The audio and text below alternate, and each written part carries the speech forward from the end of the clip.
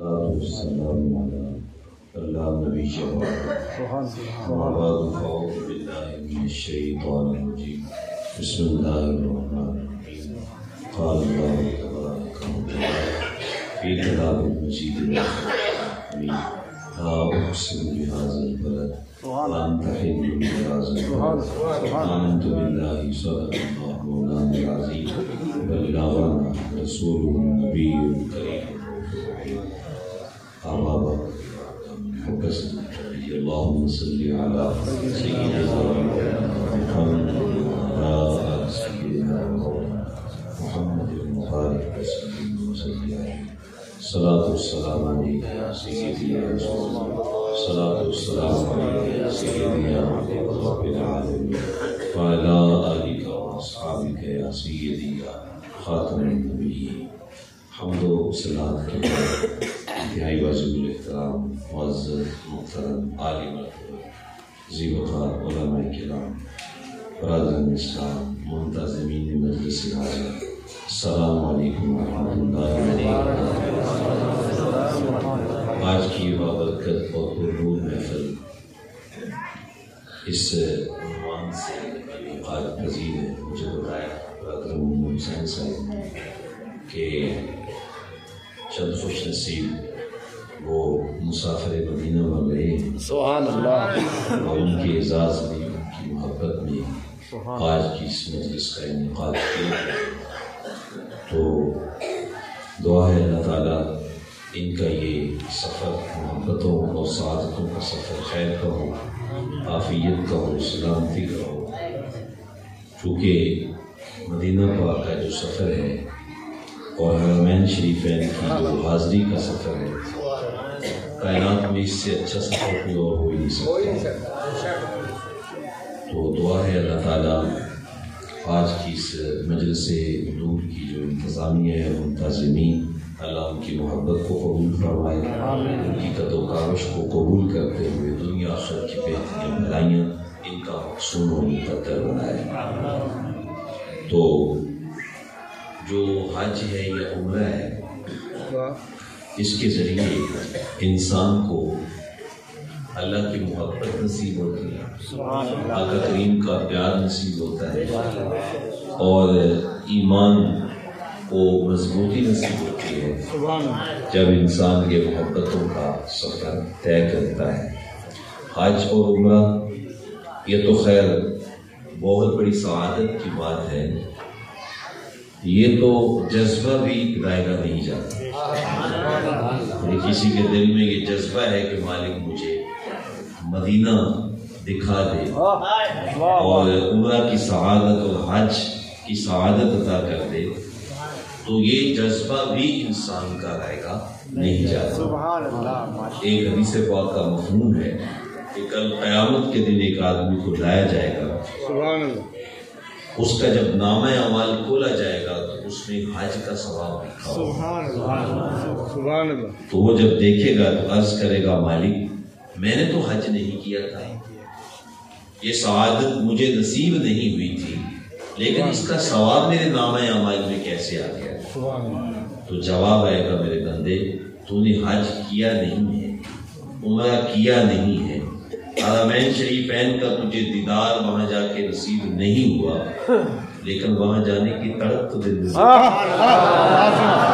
وہاں جانے کا ایک شوق و ذوق تو رکھتا تھا، جذبہ تو تیرے اندر موجود تھا، تو چاہے تو گیا نہیں، حج تو نے نہیں کیا، عمرہ نہیں کیا، تو تیرے جذبے کی وجہ سے میں نے تیرے نامہ اعمال میں حج کا ثواب درج کیا۔ اس لیے یہ بہت زیادہ الفتوں اور محبتوں کا سفر ہے۔ اللہ تعالیٰ ان معتمرین کی یہ محبتوں والی داستان اپنی بارگاہ میں قبول فرمائے اور آقا کریم صلی اللہ علیہ وآلہ وسلم آج کی اس مجلس نور کا صدقہ جو بھی مکہ پاک یا مدینہ پاک ابھی تک نہیں جا سکا، دعا ہے اللہ کرے وہ اڑ کے مدینہ پہنچ جائے، اس لیے کہ مدینہ نہیں دیکھا تو پھر کچھ بھی نہیں دیکھا۔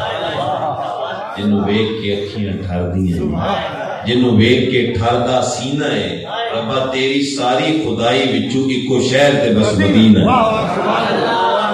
اس لیے یہ ایمان کو جلا بخشنے والا یہ سفر ہے، اور یہ نسبتوں کا یہ ہے سفر۔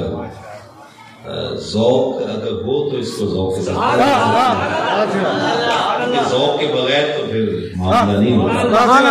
یہ ہے کہ آپ ذرا تھوڑا سا بیداری کا مظاہرہ کرتے ہوئے سبحان اللہ کی آواز دے دیں گے تو سبحان اللہ کی محبت دوبارہ دے کی آواز سبحان اللہ۔ تو شاعر کہتا ہے کیا مدینہ ہے، اور یہ وہ جانتا ہے جس نے دیکھا ہے، یہ جذبات وہ رکھتا ہے، اس کو یہ معلوم ہے۔ کیا کہتا ہے؟ جنوں ویکھ کے اکھیاں سبحان اللہ ہر دیاں نے سبحان اللہ، جنوں ویکھ کے ٹھار دا سینہ ہے،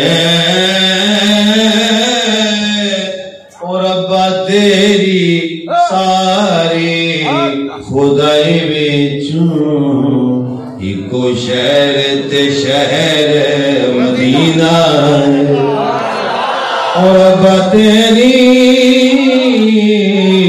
ساری خدائی وچوں ایکو شہر تے شہر مدینہ ہے۔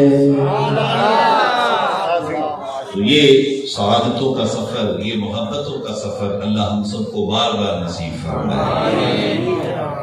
تو میں نے جو آیت کریمہ آپ کے سامنے پڑھنے کا شرف پایا، اللہ تعالیٰ جل شانہ نے ارشاد فرمایا لا اقسم بہذا البلد، مجھے قسم ہے شہر مکہ کی۔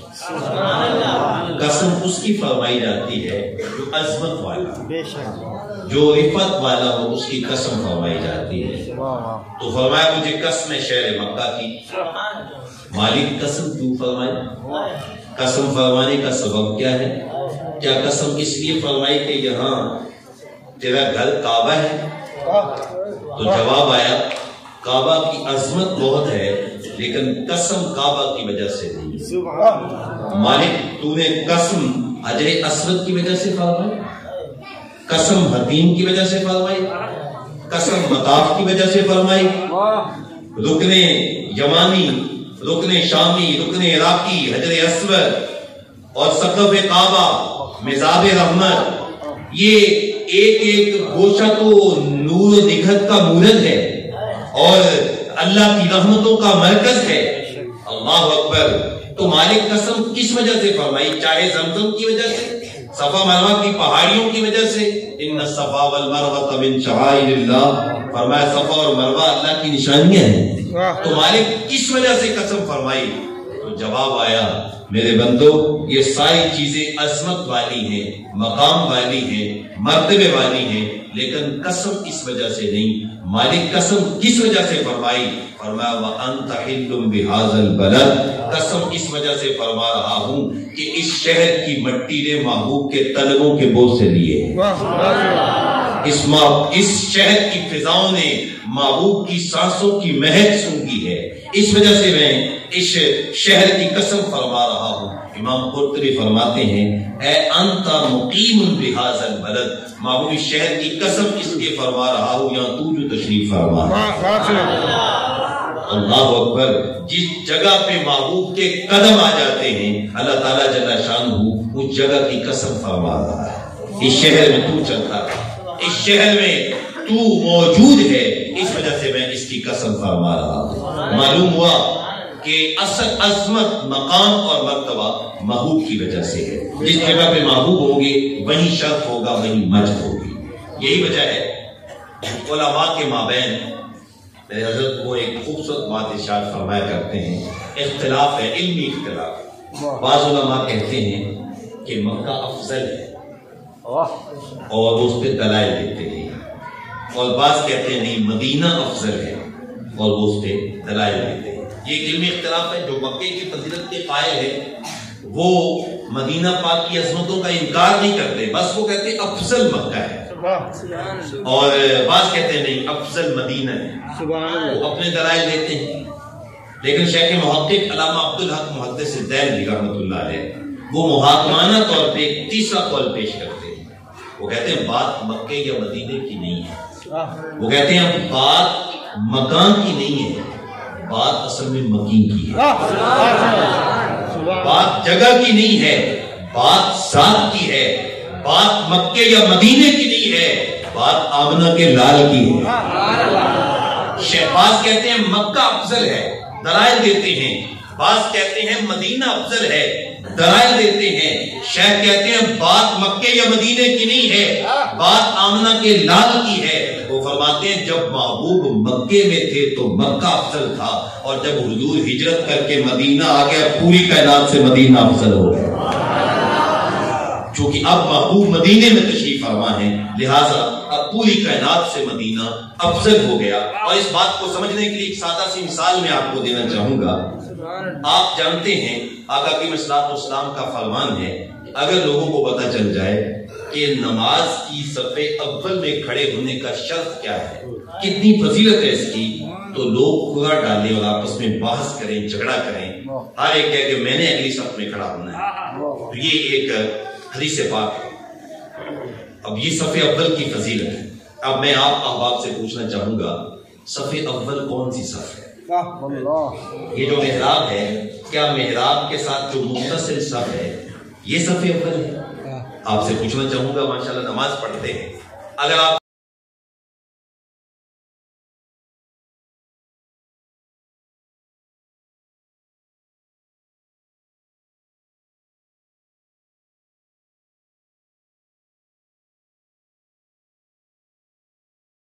ساتھ ملی ہوئی صف ہوگی وہ صف اول قرار پائے، اور یہی امام اگر مصلی اٹھا کے باہر مسجد کے صحن میں چلا جائے تو پھر مصلی کے ساتھ لگی ہوئی صحن میں جو صف ہوگی آپ کہیں گے جی وہ صف اول۔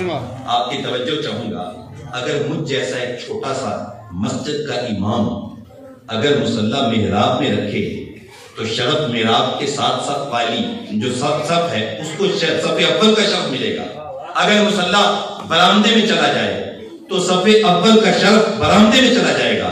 اگر امام کا مصلی صحن مسجد میں چلا جائے تو صف اول کا شرف صحن مسجد میں چلا جائے گا۔ معلوم ہوا صف اول کا تعلق کسی جگہ کے ساتھ نہیں ہے، صف اول کا تعلق امام کے ساتھ ہے۔ جس جگہ پہ امام ہوگا صف اول وہیں پہ ہوگی۔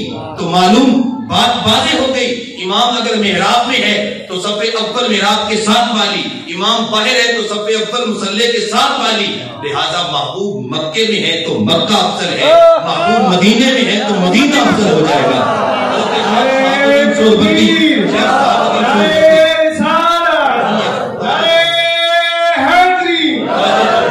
شیخ شہاب الدین سہروردی رحمۃ اللہ علیہ بہت بڑا نام ہے ولایت میں۔ آپ کے کسی مرید نے سوال کیا، حضرت کیا مدینہ افضل ہے یا کہ جنت افضل ہے؟ اگر جو ہے وہ مدینہ افضل ہے تو پھر ہم جنت میں جانے کا شوق کیوں رکھتے ہیں، آرزو کیوں رکھتے ہیں؟ تو شیخ نے جو ہے وہ جب پوچھا کہ مدینہ افضل ہے یا جنت افضل ہے تو شیخ نے کہا برجستہ کہا کہ جنت ہی افضل ہے۔ تو کہا پھر ہم جو ہے وہ یہاں مدینہ میں جانے کا جو وہ شوق زیادہ رکھتے ہیں، اس کی وجہ کیا ہے؟ تو شیخ نے دوسرا جواب عطا فرمایا، سیدھی سی بات ہے، آج حضور مدینے میں ہیں تو مدینہ افضل ہے، کل قیامت کے دن جب جنت میں چلے جائیں گے تو جنت افضل ہو جائے گی۔ تو جہاں جہاں محبوب ہوں گے ادھر ادھر شرف ہوگا۔ نصیر ملت کا لہجہ سن لیجئے، وہ فرماتے ہیں جدھر جدھر سے وہ گزرے ہیں نصیر، ہزار بار ادھر سے بہار گزری۔ تو جہاں محبوب ہوں گے شرف وہیں ہوگا۔ اس لیے شیخ کہتے ہیں جب حضور مکے میں تھے تو مکہ افضل تھا، اور جب آقا کریم صلی اللہ علیہ وسلم مدینے میں آ گئے اب پوری کائنات سے مدینہ افضل ہو۔ الحمدللہ مجھ فقیر کو بھی ابھی حال ہی میں یہ سعادت نصیب ہوئی اور آقا کریم اسلام کا کرم ہوا۔ تو جب واپس پلٹ کے آئے تو مجھ سے کسی نے سوال کیا کہ جی مکے کی کیا کیفیت ہے اور مدینے کی کیا کیفیت ہے؟ تو میرے دل میں جو بات آئی، جو وہاں جا کے میں نے جس کا تجربہ کیا تو وہ میں نے اس کا جواب دے دیا۔ اگر آپ ذوق کے ساتھ سنیں گے تو انشاءاللہ آ جائے گی۔ سبحان اللہ۔ تو میں نے جو بات ذہن میں آئی وہ یہ تھی، میں نے کہا کہ مکے میں تو بہت زیادہ رحمتیں ہیں کہ 120 رحمتیں اترتی ہیں، جس میں سے 20 رحمتیں صرف اس آدمی کو ملتی ہیں جو ان آنکھوں سے صرف کعبہ کا دیدار کرتا ہے اور کچھ بھی نہیں کرتا، اور 40 رحمتیں اس کو ملتی ہیں جو صرف نماز پڑھتا ہے، اور 60 رحمتیں اس کو ملتی ہیں جو طواف کر رہا ہوتا ہے۔ یہ 120 رحمتیں 24 گھنٹے خانہ کعبہ پہ اترتی رہتی ہیں۔ ملتزم پہ جائیں تو اللہ کی رحمتوں کا عجیب نزول ہے، حجر اسود کے پاس جائیں تو عجیب لطف آتا ہے، رکن یمنی کے پاس جائیں اور بوسہ دیں تو ایک عجیب لطف آتا ہے، حج ہے، طواف میں اپنا مزہ ہے، خانہ کعبہ کے دیدار میں اپنا مزہ ہے، اس میں کوئی شک نہیں، یہ سب لطف جو ہے وہ مکہ المکرمہ کے اندر موجود ہیں، لیکن میں نے کہا یہ سب کچھ اگر ہے تو محمد عربی کے دم قدم سے ہے، اس لیے کہ وہاں جو 120 رحمتیں اتر رہی ہیں تو یہ محبوب علیہ السلام کی زبان ترجمان سے یہ حدیث آئی ہے تو رحمتیں آئی ہیں۔ اگر حجر اسود میں لطف ہے تو محبوب نے حجر اسود کو چوما ہے تو لوگ چوم رہے ہیں، اگر مقام ابراہیم پر نماز ہے تو آقا کریم اسلام نے نماز پڑھی ہے تو لوگ نماز پڑھ رہے ہیں، اگر صفا مروہ کی سعی ہے تو بھائی حضور نے صفا مروہ کی سعی کی ہے تو لوگ سعی کر رہے ہیں، ورنہ تو خانہ کعبہ کے اندر 360 بت رکھے ہوئے تھے، تو خانہ کعبہ میں اگر آج رحمتیں ہیں تو محبوب علیہ السلام کی وجہ سے ہے، وہاں اگر کرم ہے تو حضور کی وجہ سے ہے، تو جب مکے میں کرم حضور کی وجہ سے ہے تو جہاں محبوب خود تشریف فرمائے وہاں کتنی رحمتیں اتر رہی ہیں۔ اس لیے اقبال نے کہا تھا خاک طیبہ از تو عالم بہترس، آنکھ نک شہرے کے آن جا دل برس، فرماتے اگر مجھ سے پوچھو تو مدینے کی مٹی ہی پوری کائنات سے افضل ہے، اس لیے کہ یہ عام مٹی نہیں ہے، یہ شہر نور مدینہ طیبہ کی مٹی ہے۔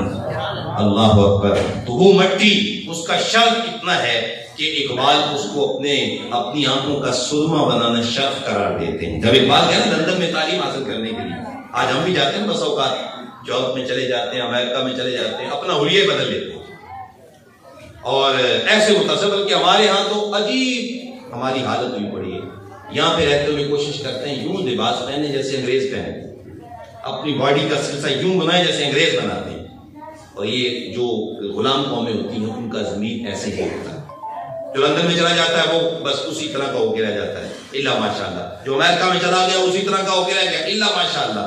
لیکن جب اقبال لندن میں گئے وہاں PhD کی ڈگری بھی حاصل کی، لیکن وہاں کی مارکیٹیں، وہاں کا ماحول دیکھا، وہاں کی یونیورسٹیوں کا علم دیکھا تو اقبال متاثر نہیں ہوتا۔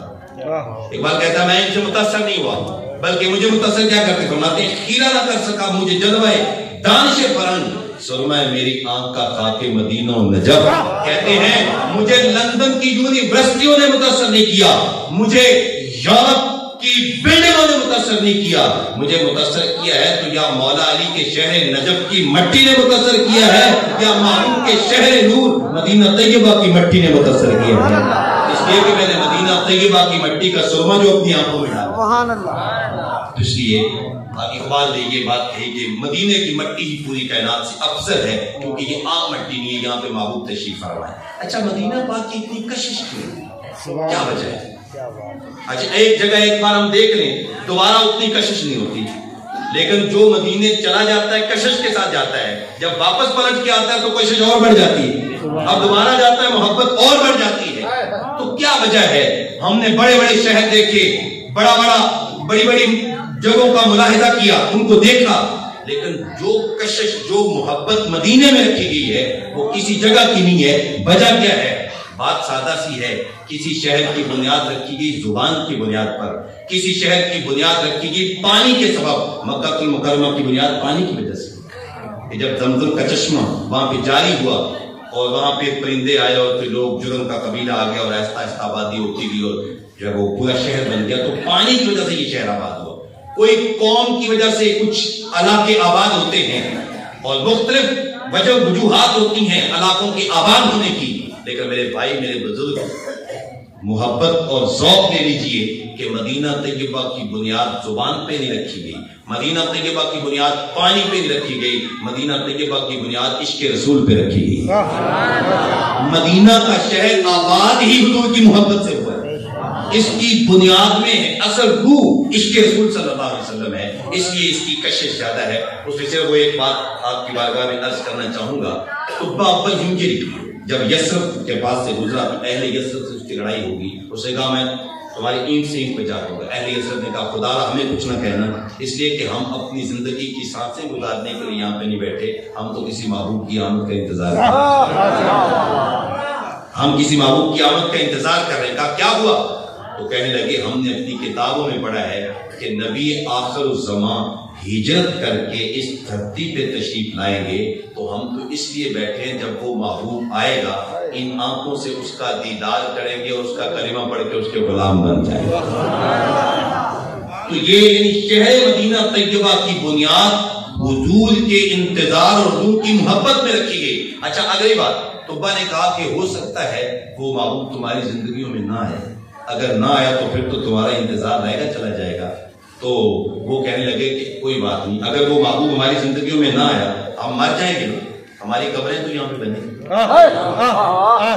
تو جب قبریں یہاں بن جائیں گی اور وہ محبوب آئے گا اور خرامہ خرامہ اس دھرتی پہ اپنا قدم ٹکائے گا اور اس دھرتی کی مٹی اس محبوب کے تلووں کو چومے گی، ہو سکتا ہے وہ مٹی جو محبوب کے تلووں کے ساتھ لگی ہے اس مٹی کو ہوائیں اڑائیں اور وہ مٹی اڑتی اڑاتی آ کے ہماری قبروں پہ پڑ جائے.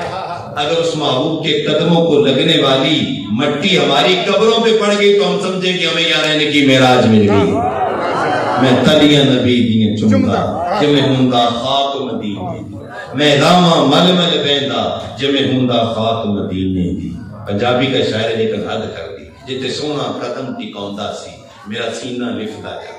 شاعر کہتا میں پیر نہ ہوتا، مولوی نہ ہوتا، میں عالم نہ ہوتا، مفتی نہ ہوتا، کیا ہوتا؟ مدینے کی مٹی ہوتا، محبوب گزرتے تلووں کو چوم تو لیتا.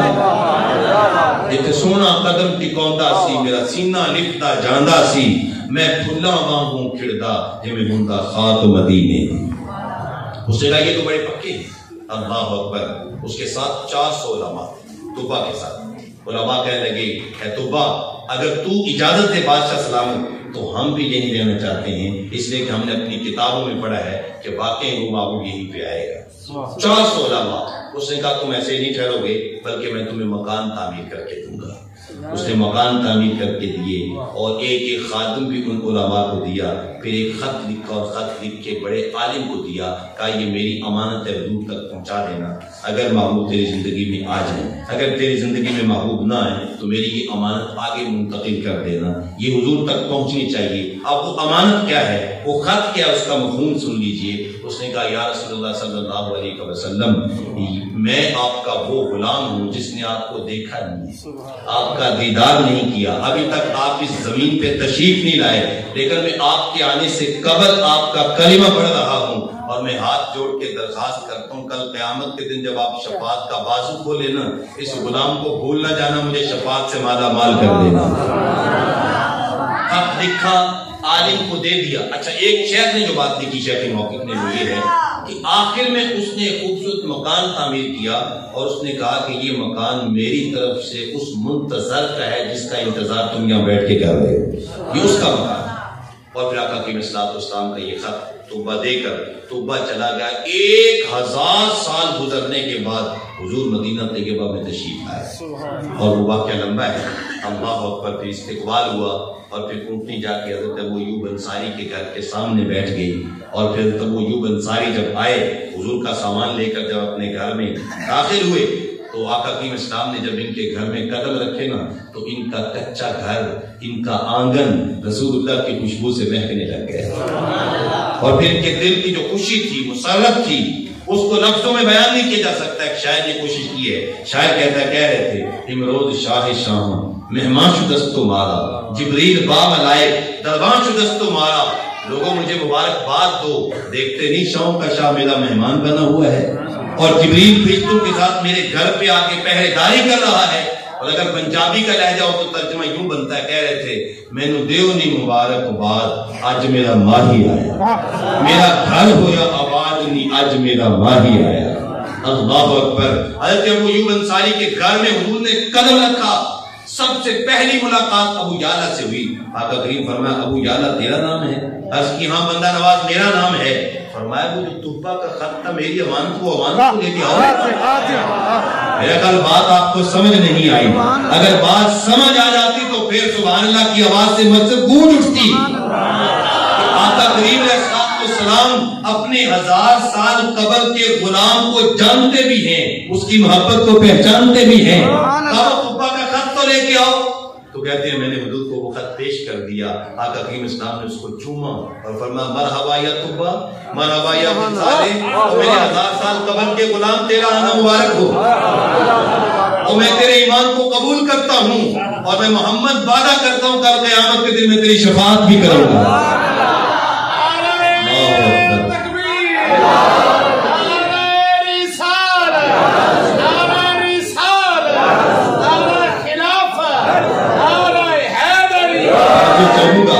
جو محبوب اپنے 1000 سال قبل کے غلام کی محبت کو جانتے بھی ہیں, اس کی ذات کو پہچانتے بھی ہیں, تو یہ جو مسافر مدینہ ہیں ان کا حضور کو کوئی علم نہیں ہے. اور یہ جو محبت میں بیٹھے ہیں, یہ جو پیار میں بیٹھے ہیں, ان کا حضور کو کوئی علم نہیں ہے. بندہ مٹ نہ جائے آقا پر وہ بندہ کیا ہے, بندہ مٹ نہ جائے آقا پر وہ بندہ کیا ہے, اور بے خبر ہو جو غلاموں سے وہ آقا کیا ہے. اور یہاں تو کوئی پارٹی کا لیڈر کسی کارکن کو نہ جانتا ہو تو کارکن پارٹی چھوڑ دیتا ہے, اور ہم نے تو رسول اللہ کا کلمہ پڑھا ہوا. یہ کیسے ہو سکتا ہے؟ آقا کریم اسلام اپنے غلاموں کو جانتے نہ ہو. تو مدینہ طیبہ کی بنیاد ہی عشق رسول پہ رکھی. آج بعض لوگ تعارف کے بات میں کہتے ہیں جی یہ صرف بیماریوں کی علاج گاہ تھی, جی یہ بڑا عجیب شہر تھا, یہ تھا وہ تھا. کبھی بیماری آ گئی ہوگی, ہم اس کا انکار نہیں کرتے, لیکن یاد رکھو یہ یوم اول سے جس دن سے مدینہ کی بنیاد رکھی گئی ہے, یہاں سے عشق رسول کے چشمے تو پھوٹتے رہتے ہیں. تو مدینہ طیبہ کی بنیاد حضور کی محبت پہ رکھی گئی ہے. اس لیے مدینے سے سونا کوئی شہر نہیں ہے. اور آمنہ کے لال جو ہے وہ صلی اللہ تعالیٰ علیہ وسلم یہ کائنات کی روح ہے اور کونین کے دولہ ہیں, اور آپ صلی اللہ علیہ وآلہ وسلم کی وجہ سے ہی اس دنیا میں بہاریں ہیں. آئیے آج کی یہ مجلس مجھ سے آپ سے تقاضا کرتی ہے کہ آقا کریم اسلام کے ساتھ جو ہمارا رشتہ غلامی ہے اس کو مستحکم کریں. دیکھیں عمرہ کے لیے جانا آقا کریم اسلام کی سنت اور بہت بڑی سعادت ہے, بہت بڑی سعادت ہے. لیکن اس کے ساتھ ساتھ آقا کریم اسلام کے دین کے جو فرائض ہیں مجھ پہ, جو اسلام کے ارکان ہیں, ان کا علم سیکھنا جو ہے وہ فرض ہے. تو لہٰذا اس چیز کی طرف بھی ہماری توجہ ہونی چاہیے. جب ہم مدینہ پاک میں جائیں تو سب سے زیادہ اہمیت جو ہے وہ ادب کی ہے کہ جتنا ہو سکے ادب جو ہے وہ وہاں پہ ہونا چاہیے. اعلیٰ حضرت کا یہ شعر بار بار مجھے وہاں پہ یاد آتا تھا کہ راہ مدینہ ہے غافل ذرا جا, راہ مدینہ ہے غافل ذرا جا, وہ پاؤں رکھنے والے یہ جا چشم سر کی ہے.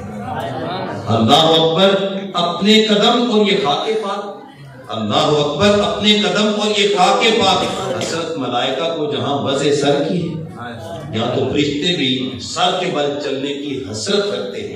تو لہذا جتنا بھی ہو سکے اس سرزمین کا ادب کیا جائے, احترام کیا جائے, یہی کامیابی ہے. حضرت امام مالک رضی اللہ تعالی عنہ جو امام مدینہ ہے, جنہیں امام دار الہجرہ کہا جاتا ہے, وہ آقا کریم اسلام کے شہر نور میں جوتا نہیں پہنتے, اس میں قضائے حاجت نہیں کرتے, اور جب چل رہے ہوتے تھے تو رستے کے درمیان میں نہیں چلتے تھے, بلکہ ایک طرف ہو کے چلتے تھے کہ کہیں یہاں حضور نہ چلتے. اور جب کبھی کوئی کچی دیوار دیکھتے نا مدینے کی تو اس کو چومتے. تو لوگوں نے کہا حضرت آپ امام ہو کر یہ کچی دیواروں کو چوم رہے ہیں, کیا مطلب ہوا؟ تو فرماتے ہیں میں اس لیے چومتا ہوں کیونکہ یہ حضور کے زمانے کی دیوار ہے, ہو سکتا ہے اس دیوار پہ رسول اللہ کی نظر پڑی, اس لیے میں اس کو چومتا ہوں. تو جتنا ہو سکے, ویسے تو وہ خود ہی ادب سکھاتے ہیں, اور ہم وہاں جا کے یہ محسوس کرتے ہیں کہ ہماری اوقات نہیں تھی جہاں ہمیں اللہ تعالیٰ نے پہنچایا. پھر استاد محترم وہ جملہ ارشاد فرمایا کرتے کہ کہاں مدینہ کہاں کمینہ, یہ دو چیزوں کا جوڑ ہی نہیں ہے, لیکن وہاں پھر بھی پہنچ جانا یہ اللہ تعالیٰ جل شانہ کا کرم ہے. اور پھر اس کے بعد وہاں جب ہم ادب صحیح معنوں میں بجا نہیں لاتے تو پھر اور شرمندگی سے پانی پانی ہو جاتے. اس لیے جس قدر بھی ہو سکے ہمیں اس جگہ کا ادب کرنا چاہیے, اس سے شہر نور کا احترام کرنا چاہیے. اسی میں ہماری کامیابی ہے، اسی میں ہمارا جو ہے وہ مقام ہے۔ تو آخر میں ایک شعر سن لیجئے، ذوق کے ساتھ پڑھ لیتے ہیں، چونکہ ایک تو ہے نا مکہ، ایک ہے مدینہ، ان کا مقام تو ہے ہی ہے۔ ہم تو کہتے ہیں ہمیں تو سارے عرب سے پیار ہے، کہ عرب حضور کا علاقہ ہے، اس لیے شاعر تھوڑی آواز دے دینا، اپنی عقیدتوں کا اظہار کرتا ہے۔ شاعر کہتا ہے عرب شریف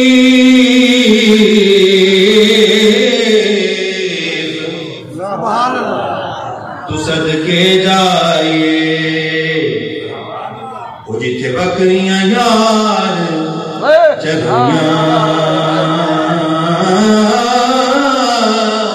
سبحان اللہ، قدم قدم دے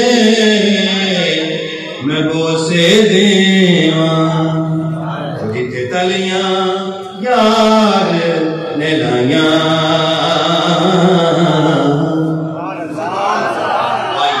عرب شریف سے پیار کیجئے، اور محبوب عرب جو ہیں اور پوری کائنات کے جو محبوب ہیں ان کی محبت، ان کی سنت اور ان کے جو نقوش پا ہے ان کو پیار کیجیے۔ اللہ تعالیٰ جل شانہ میرے ٹوٹے پھوٹے لفظوں کے اندر اثر کی شبیہ ڈال دے اور ہم سب کو توفیق عمل عطا فرمائے۔ آج کی اس مجلس نور کے منتظمین انتظامیہ انجمن میں مبارکباد پیش کرتا ہوں، اور آپ احباب کو بھی مبارکباد پیش کرتا ہوں کہ آپ اللہ کے گھر میں تشریف فرما ہوئے، اللہ کے گھر کو آباد کیا۔ جب اللہ کا گھر آباد ہوتا ہے تو اللہ کی رحمت جوش میں آتی ہے۔ تو اللہ کرے ہم اسی طریقہ سے اللہ کے گھروں کو آباد کرتے رہیں، اور اسی طریقہ سے ہم آقا اسلام کی محبتوں میں یہ میلے لگے رہیں، اور عشاقان مصطفیٰ عشق رسول کے جام پیتے رہیں، اور اسی طریقہ سے یہ سلسلے آگے بڑھتے رہیں۔ اللہ تعالیٰ جل شانہ ہماری آج کی حاضری اپنی بارگاہ میں قبول فرمائے۔ قال ما آخر شروع آخر سے ما قال نشو مشت خاک ماں وبارک اونچا یاد نشو وآخر دعوانا الحمدللہ رب العالمین۔